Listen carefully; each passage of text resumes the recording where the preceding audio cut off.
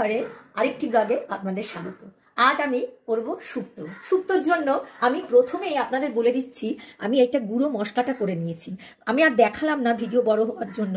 এটা করলাম আপনি 1 চামচ পাঁচফোড়ন, হাফ চামচ গোটা জিরে, হাফ চামচের কম একটু গোটা ধনিয়া, আর তার থেকে আরেকটু কম আপনার হয়েছে রাঁধুনি।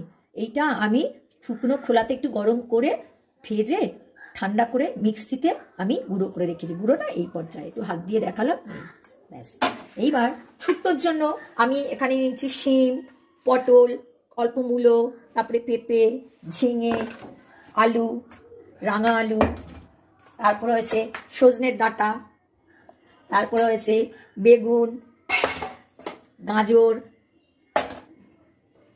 কাঁচকলা, আর হয়েছে আপনার একটুখানি এই যে উচ্ছে, এটা উচ্ছে লাগেই। তারপরে এখানে একটুখানি আমি বরবটি, ঠিক আছে। এবার আমি তারপরে বড় বড় বড়ি, তারপরে একটুখানি নিয়ে রেখেছি আমি পোস্ত, আর একটা ছোট্ট কাঁচা লঙ্কা একসাথে বেটেছি। আপনারা জানেন যে এটা একটা প্রবাদ আছে বা মানে ছড়া, ছি রানী রাঁধতে শিখেনি, শুক্তো নিতে ঝাল দিয়েছে অম্বলেতে ঘি। কিন্তু আমি এই কনসেপ্টটা একটুখানি পাল্টানোর জন্য আমি এটা করি শুক্তোতে। একটা খুব ছোট, সামান্য ছোট কাঁচা লঙ্কা পোস্তর সাথে বেটে নিয়েছি। আর আমি এই ফোড়নে তো তেজপাতা যা দেবো, তখন এই ছোট্ট এই 2 টুকরো করে আপনাকে এই শুকনো একটুখানি আমি দেবো আর কি, শুকনো আপনার লঙ্কা। তারপরে তো পাঁচফোড়ন, তেজপাতা এগুলো দেবই, ঠিক আছে। এবার মূল রান্নায় আমরা চলে আসি। দিলাম জানেন তো, কেননা বড়ি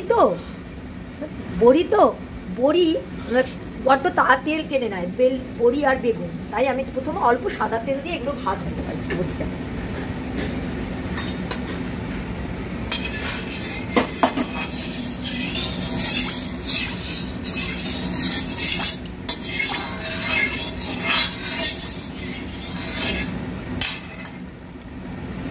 তেলটা আমার গরম হয়ে গেছে। এবার তেল গরমের পরে এই বড়িগুলো আমি ভাজতে দিলাম।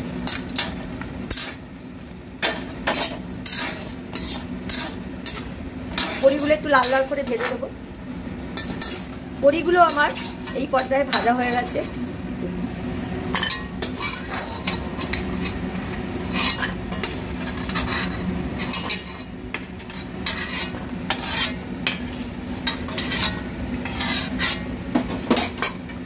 আমি এই উচ্ছেগুলোকে বলছি, উচ্ছেগুলোকে আমি ভালো করে একদম আলাদা কেটে